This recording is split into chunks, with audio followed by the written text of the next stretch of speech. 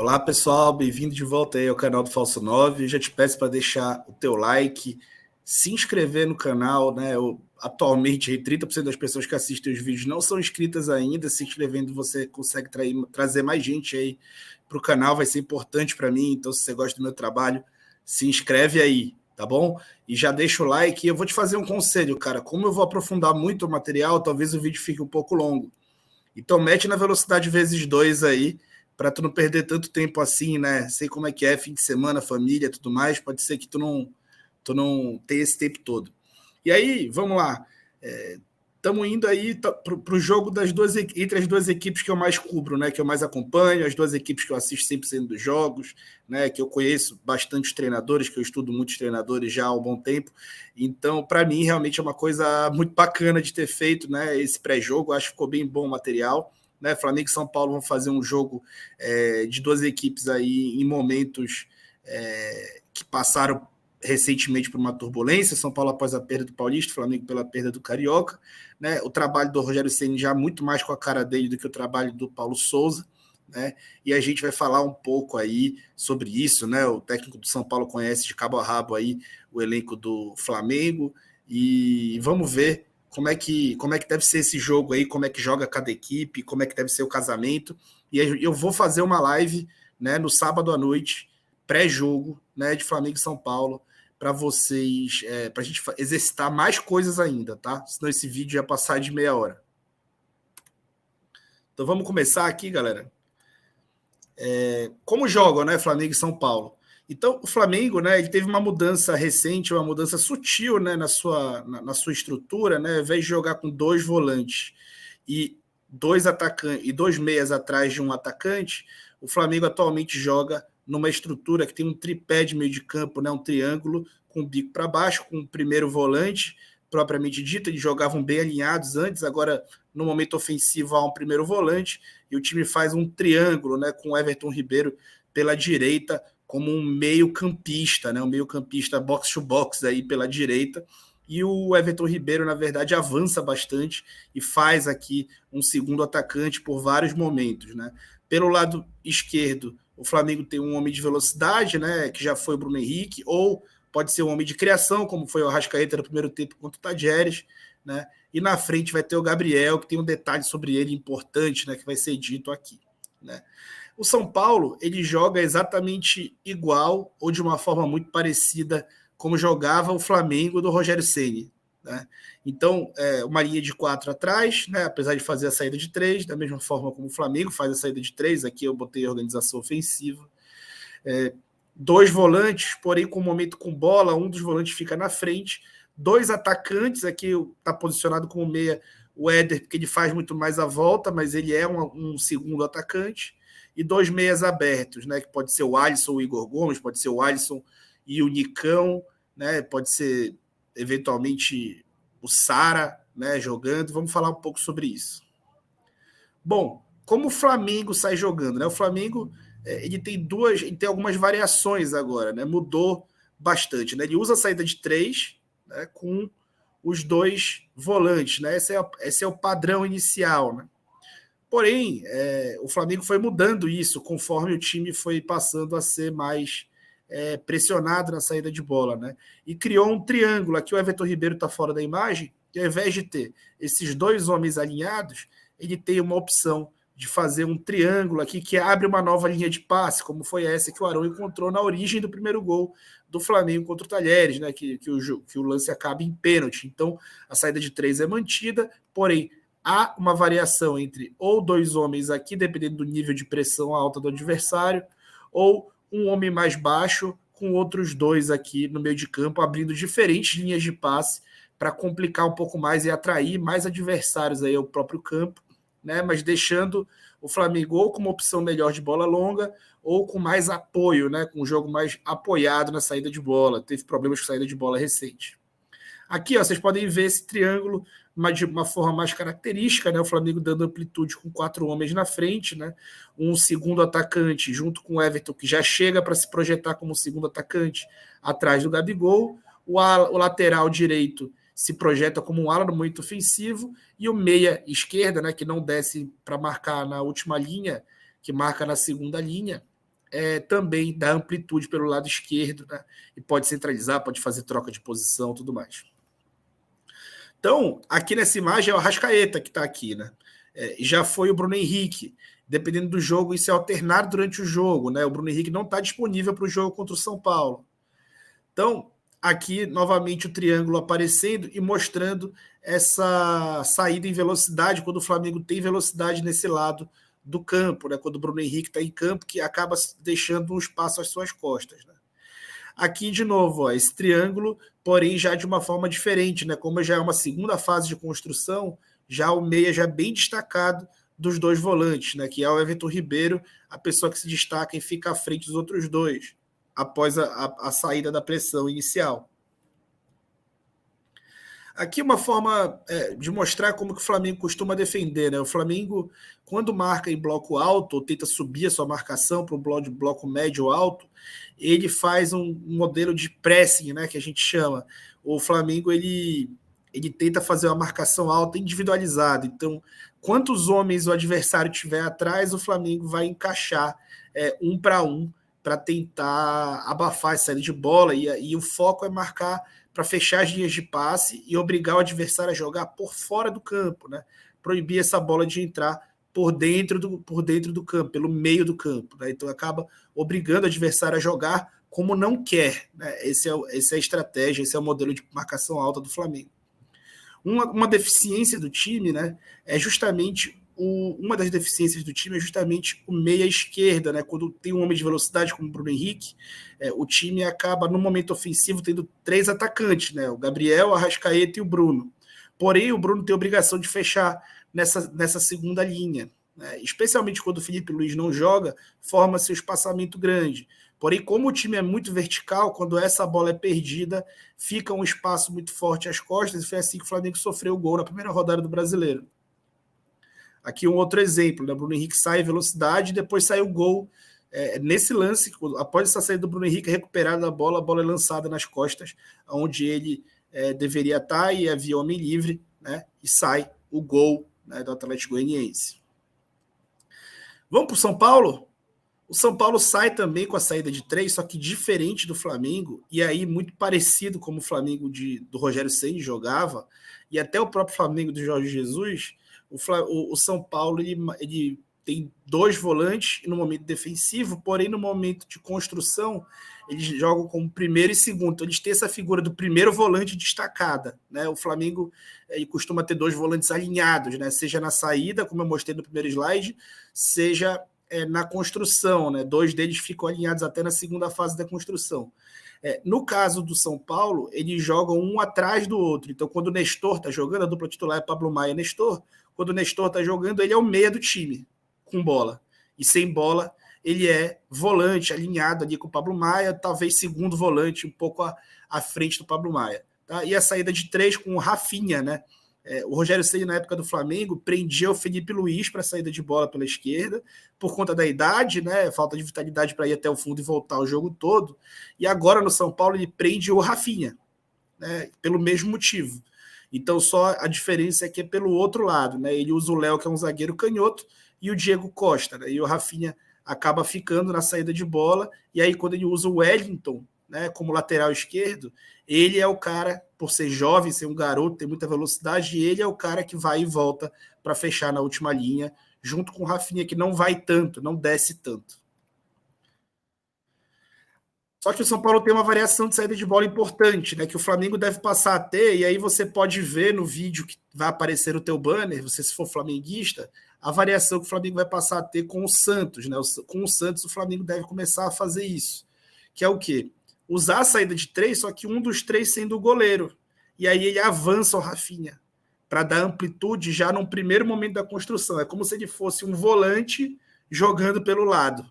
Tá? Ele não fica tão em amplitude e profundidade quanto o Wellington do outro lado, mas ele acaba ficando ali como se fosse uma saída sustentada. Ele não vai tanto, mas ele abre mais uma opção de passe e acaba gerando superioridade numérica, invariavelmente, sobre o time adversário, né? Porque o time adversário, se ele for avançando 1 a 1 para fazer o pressing, como eu mostrei que o Flamengo faz, ele acaba tendo que o goleiro dele marcar lá atrás, ou o time dele vai ter inferioridade numérica. Aí aqui, mostrando como o São Paulo, já numa segunda fase de construção, ele consegue também alinhar os seus homens. Como ele joga com 2 atacantes, né? Eventualmente ele vai abrir o Éder pelo lado esquerdo, ou então vai descer o Éder para meia e vai puxar o Alisson para cá, ou o Éder, né? E aí o time fica numa formação um triângulo do bico para baixo, né? Ao contrário de como o Flamengo faz. O Flamengo avança esse homem aqui, e aí esse homem também daqui não tem por que voltar. Então o São Paulo tem uma estrutura totalmente diferente do atual Flamengo, mas muito parecida com o Flamengo de 2019, 2020, né? Do Rogério Ceni, campeão brasileiro. Então o São Paulo cria esse triângulo com o bico para baixo, deixa 2 meias aqui alinhados e os 3 atacantes em alguns momentos. Aqui é um outro exemplo, né, do time saindo, tem os 3 atrás, e aqui um volante, um à frente do outro. Nesse jogo, quem jogou foi o Igor Gomes, nessa posição nova aí de volante, devido à lesão do Rodrigo Nestor, que é o titular da posição, voltou na última partida, mas não se sabe se vai ter condição de jogar o jogo todo. Eu imagino até que ele vá com o Nestor para o jogo. Aqui, ó, o Igor Gomes, que é o meia do time centralizado, seria o Nestor aqui, né? E aqui, do lado esquerdo, o Nicão, do lado direito, o Alisson, aí Éder e Caleri, né? Então o time dando amplitude, né, na última linha, com um meia centralizado e o outro volante. Esse meia é o volante sem a bola, é o segundo volante sem a bola. E aí, nesse mesmo lance, né? A bola vem aqui para o Nicão e o Igor Gomes faz a ultrapassagem. E aí gera o quê? Uma situação de superioridade qualitativa, né?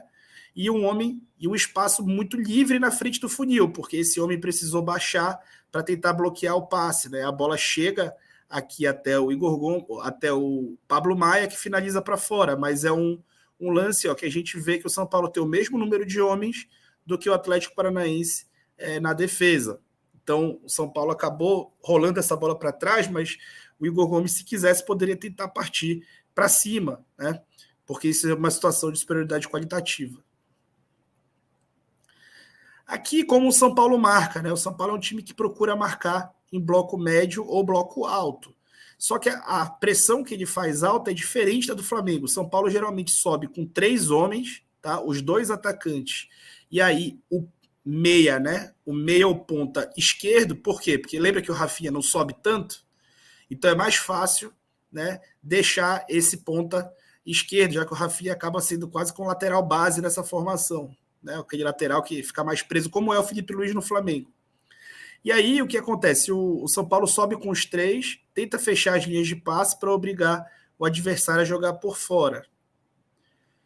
Quando o adversário salta a pressão, o São Paulo segue com um volante mais destacado aqui, tentando proteger o funil e o entre-linhas, que é o Pablo Maia, e tenta fazer 2 linhas de 4. Aqui, o outro homem ainda não desceu. Então, ele está correndo para descer, para poder fechar a segunda linha de 4. E acaba marcando num 4-1-4-1. Aqui parece que eu marquei o juiz, mas é porque tem um jogador de São Paulo atrás do juiz, que é o Pablo Maia. Tá? Então, o Éder, né, que é o segundo atacante do time, ele tem um papel defensivo. Então, acaba que, na prática, o São Paulo marca com um homem a mais do que o Flamengo. Né? Então, é um time mais seguro defensivamente. A gente vai ver isso já nos números. Aqui, pessoal, as estatísticas. Né? Vamos para as estatísticas por jogo aí da temporada. Né? Então, vamos ver aqui. Ó, o Flamengo tem uma média de 57% de posse de bola por jogo e no último jogo teve 53%. O São Paulo no último jogo teve 52%, mas na temporada ele tem 62% de posse de bola. Né? É o time mais retentor do país. Quem é flamenguista e está acompanhando o vídeo conhece o Rogério Ceni bem e sabe que ele se defende com a bola. Né? Então, quando a gente for olhar os números defensivos de chances cedidas, o São Paulo cede na temporada em média 2,8, lembrando que há uma distorção grande aqui por causa do 4-0 contra o Palmeiras, que acabou desbalanceando todos os números do São Paulo. Foi um desvio padrão, um jogo totalmente fora do padrão. E o Flamengo 3,4. Né? Mesmo assim, é uma diferença grande, se a gente for olhar percentualmente. Né? No último jogo, o São Paulo cedeu 2 chances e o Flamengo 3. Mas olha aqui nas finalizações. O Flamengo deixou o Tadieres finalizar 13 vezes. O São Paulo deixou o Atlético Paranaense finalizar 6 vezes. Né? É uma diferença grande. Eu usei como base aqui o jogo contra o Atlético Paranaense porque o São Paulo poupou o time todo no meio da semana, praticamente todo. Só que também, vamos falar aqui das chances de gol. Né? Aqui os passes certos acaba sendo um reflexo, né, do quanto o time é retentor e se obriga a reter, né? Então o São Paulo tem um acerto de passe maior, porque acaba atacando mais pelos lados e não tem um jogo tão vertical contra o Flamengo, e aí ele acaba tendo um percentual de acerto maior e se defendendo com bola, né? Porque valoriza mais a posse de bola como objetivo até do jogo para que possa se defender melhor, né? O Flamengo normalmente tem 8,4 chances de gol, o São Paulo tem 5,5, então cobertor curto, né? Da mesma forma como o time opta por ser menos objetivo com bola, ele também sofre muito, ele também acaba sofrendo muito menos defensivamente e criando menos chances de gol também. O XG do Flamengo na média é 2,3, do São Paulo é 1,8.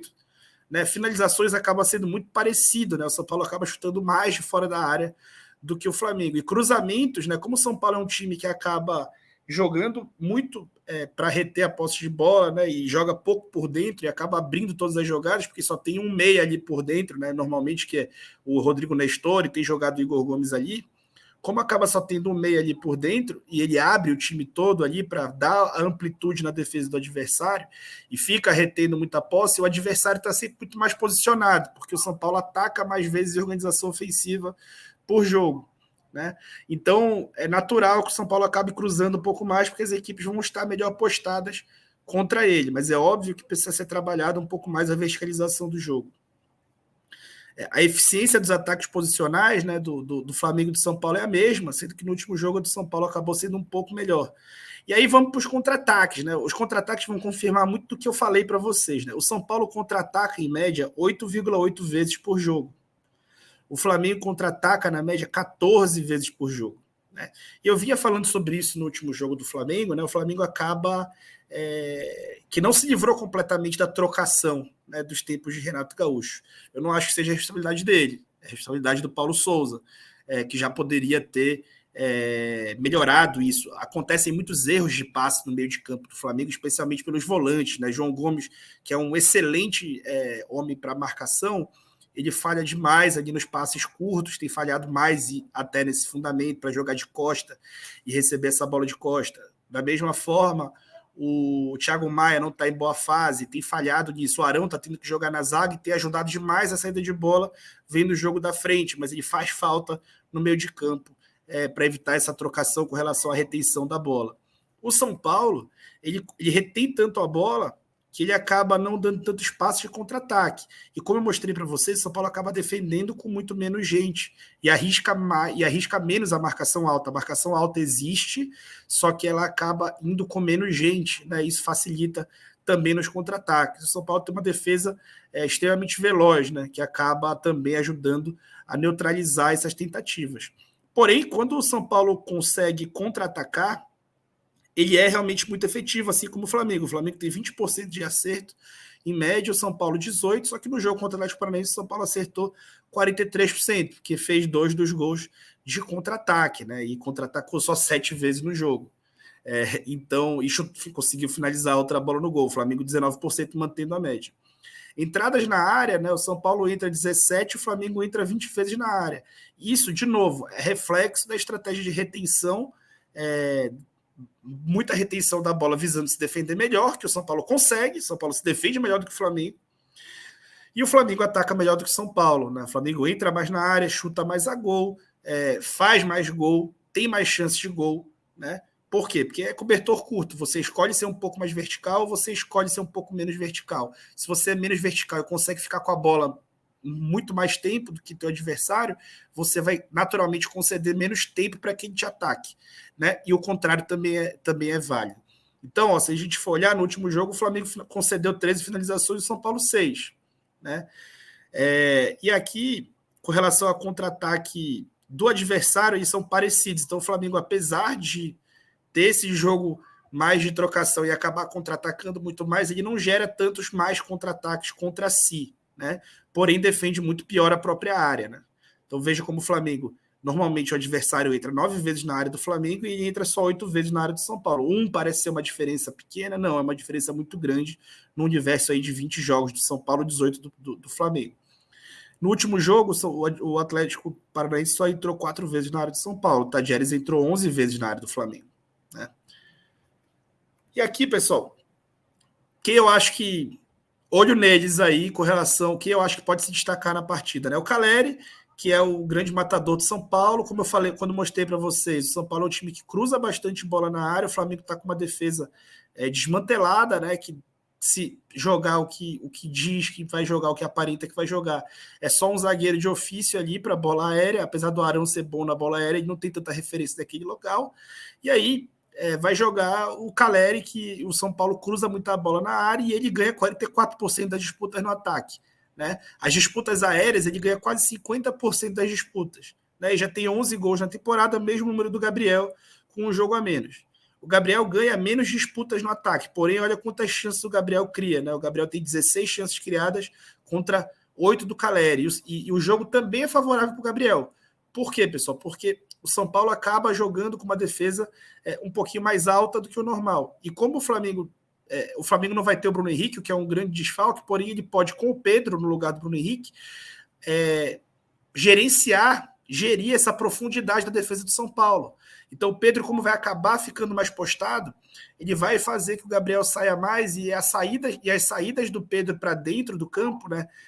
As andadas do Pedro para trás podem fazer a defesa do São Paulo sair um pouco, e aí o Gabriel vai fazer os facões, né, que ele faz de forma magistral, né?